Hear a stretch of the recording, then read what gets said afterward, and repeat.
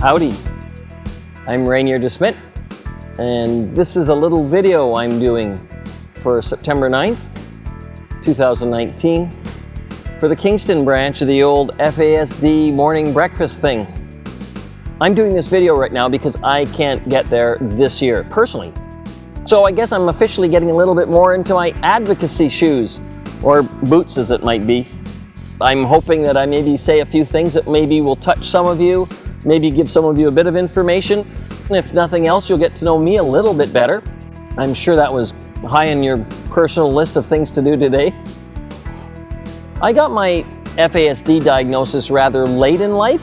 It was only 3 years ago. So that made me about 56, 57 years old. But it was one of the better things that have happened to me in my getting to know who I am and to get to know myself better. I felt like I always just missed the ball by about that much. Like I just didn't get it. I didn't fit in. Most of my life was spent just feeling different. Not feeling different in a good way, but just feeling wrong, out of sync with my own life.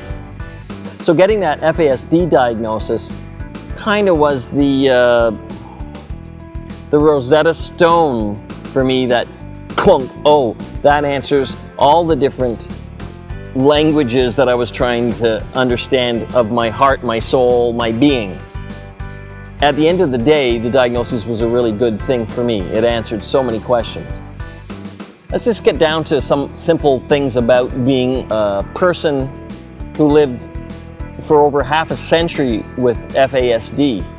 It made making friends at school really hard. I was very energetic. I was very creative. I was very imaginative. I was not easy to control. I went to school in the 60s, public school, and my gosh, everything then was about control. It was about, you know, you learn to write this way, you learn to do your math this way, you learn They were working hard to make me a good cog in the machine, and I was a really crappy cog. and you know, again, I thought, why can't I figure out how to fit in? I'm a high-functioning person on the FASD spectrum. That's good news. The bad news is it means I'm very perceptive. I really am very sensitive. There's a lot of times where I can kind of read whoever I'm hanging out with better than they're reading themselves. And that can cause just a lot of confusion. People kind of give me that look like, where are you coming from? And I'm coming from me, but my position of me is kind of on a different spectrum, literally, than where they are. So socially, it's been tricky for me. I've got a lot more going on, and it's that extra stuff that seems to confuse people, and they kind of want so much of me, but not the rest. And so for a lot of my adult life, I limited how I presented myself. I compressed who I was, took a lot of it and stuck it in a box and put it away where nobody would ever see it. But that left me feeling really truncated in my life. It left me feeling really minimized. That was just how I needed to modify my behaviors. And was it wrong for me to self-edit a lot? I don't think so. I still do it. I still do it sitting here talking to you. I'm very conscious of where my hands and feet and legs are, and my close friends get used to it. They know that within the kind of kinetic presentation of Reinier, there are gems in there if they hang in. I try to give my gems away in a way that's receivable now. I think in the past, I just was flinging them at people, and there was a lot of flinching going on by people when they were in communication with me. Of course, this really affected my personal relationships too. It was very challenging for someone to be my life partner. I've been through a number of personal, intimate relationships, significant others. It was really challenging without understanding what was going on with me a lot of the time, for them to hang in and just kind of put up with it. Being on the spectrum and not understanding it's, I don't know, I guess it's like having someone with a loud machine, like a jackhammer outside your apartment. If you don't know it's a jackhammer, it's just very distracting and you get kind of concerned, what is that noise? And you can't pay attention to anything else. I think once someone says, oh, that's a guy with a jackhammer next door, you can kind of relax. It's still maybe a bit distracting, but you know what it is. and you can come back to what's at hand and deal with it. I think a lot of my stuff was just, I was kind of always had a jackhammer going on. I didn't even know it. Maybe jackhammer isn't the right metaphor. Hopefully you get the sense of what I'm saying. It took a lot for someone to love me. I think this comes back to my parents, and it's about love again. It's hard to love someone that you don't understand what the hell's going on. With my parents, it was very similar to trying to have a intimate relationship, because I think the idea is we're supposed to have intimate relationships with our parents, and they also didn't know what to do with me. They did love me, I really get that now. They also just didn't know what to do with me. They didn't live in a time where something like FASD could exist. So I had a rough time with my parents. They didn't see me, and I had a hard time after a while really seeing them. You know, the FASD really made it hard for us to connect as child to parent. I finally realized that it was very difficult for them to raise a child like me. But in the late 30s, I was able to communicate to them how hard it was for me to be a child of theirs. And through that truth and communication, there's been awesome healing, and I'm in good shape with my parents. The FASD Diagnoses allowed me to come back to my relationship with my parents with more truth and integrity, and that's really good. If I could go back in time and tell my younger self what I know now about FASD, it would absolutely have changed my life. You know, I don't know if I'd do that.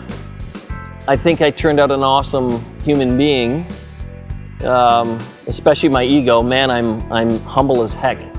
And a lot of that, I think, is because I really had to dig into who I am. I had to really search for my own truth because of the being on the spectrum.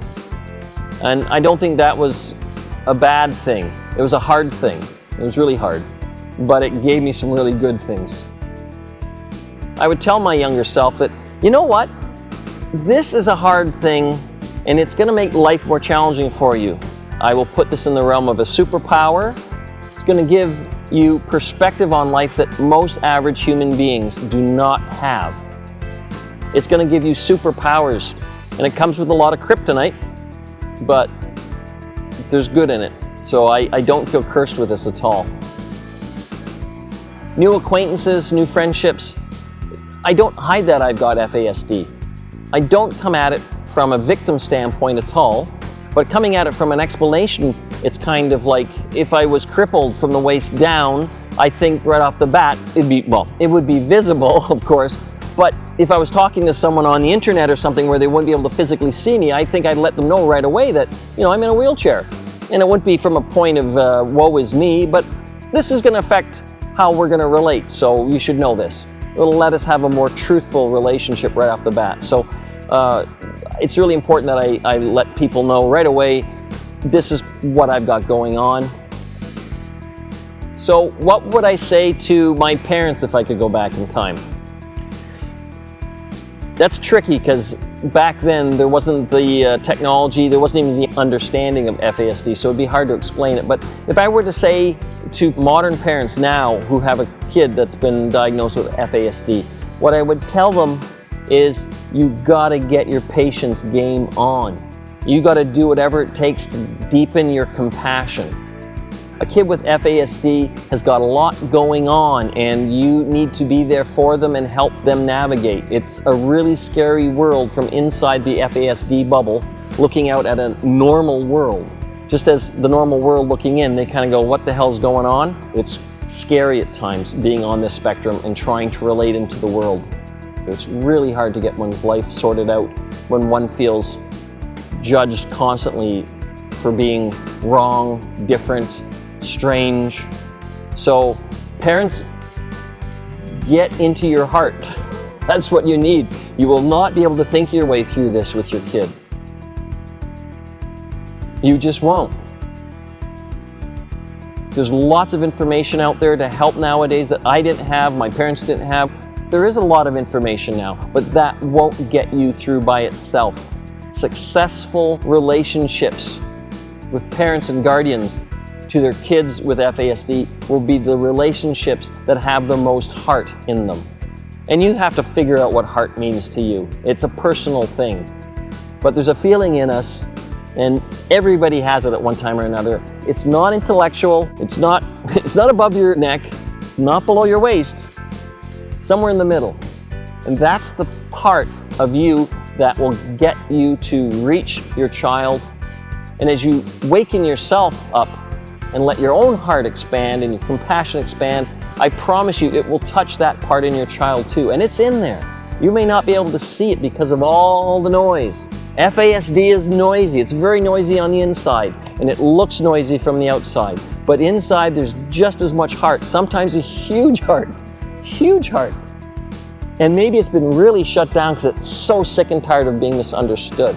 So I think as a parent and guardian, you need to open your heart to be able to catch that little bit and invite it out of the child.